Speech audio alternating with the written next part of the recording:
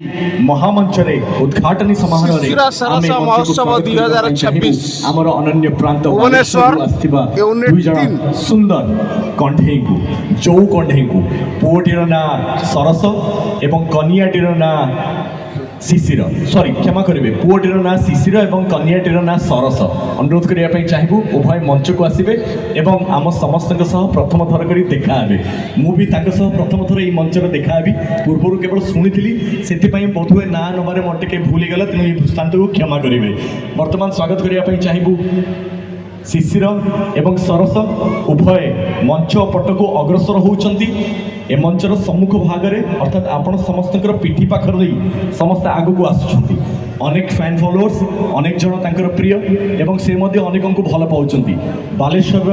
अनन्य परंपरा जो कंढे नाच अथवा जो कंढे विवाहर परंपरा को आज आमर यही शिशिर सरस 2026 उद्घाटनी मंच रे प्रमाण रखापी जाउछंती हस्ताक्षर रखा जाउछंती अनुरोध करूँ तांको देखिबा परे तांकर फोटो वीडियो तो निश्चित नापी आपण मैंने अग्रसर हेबे किंतु निजको टिके साइति नेबे सांगरे उपस्थित रही तांका सांगरे सेल्फी नेबे एवं ताकू सोशल मीडिया माध्यम अन्य मान पाखे निश्चय पहुँचे आमर सबू वर्तमान जेनजी कुनी कुनी पिला माने जानिबा दरकार जे आमर जो कंढे एवं जो कंढे विवाह केउली भाव में थिला केमिति थिला ताहा आम ओडिशार परंपरा सह बालेश्वर परंपरा सह राजधानी परंपरा सह सबू संपूर्ण ओडिया परंपरा सह केउली भाव में जड़ित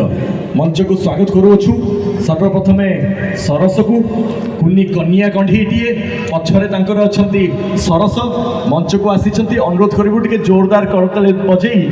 हृदयर पुष्प अर्पण कर स्वागत करूँ टे जोरदार ताली बजेबा माँ मैंने टे हुड़हुड़ी भी दे पारे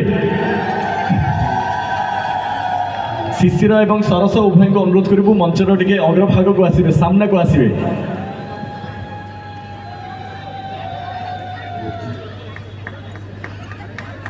आम कन्या कंढी एवं बर कंढी केमिति आपको दिशुंट हाँ कि नहीं जदि सुंदर लगुच हाथ उठी ताली बजे दिंतु आम भी जापर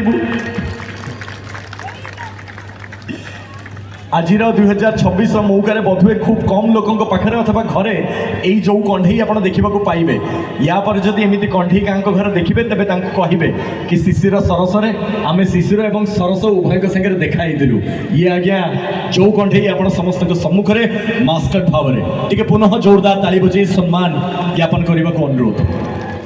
वर्तमान बंधुगण यही मौके आम कही रखापी चलतु चाहबू आम समस्त प्रिय जे भुवनेश्वर को नहीं जत्नवान भुवनेश्वर को नहीं प्रतिश्रुतिबद्ध भुवनेश्वर कर्म को नहीं भुवनेश्वर परिवेश को नहीं ये सब साथे अनुरोध करने चाहबू आम समस्त सम्माननीय माननीय मेयर महोदया भुवनेश्वर श्रीमती सुलोचना दास निजर भाषण को रखिए अनुरोध कर जोरदार करतले बजे माननीय को सम्मान व्यक्त करवा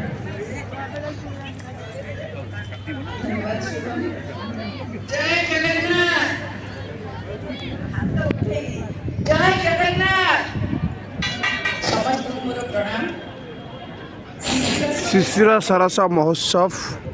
भुवनेश्वर विभिन्न दुकान सब पड़ी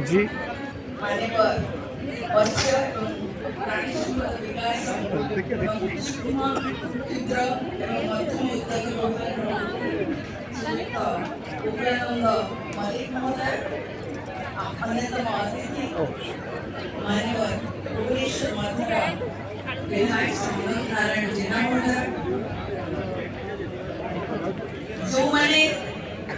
आज ये बेड़ा को एत सुंदर भाव में प्रतिपादित कर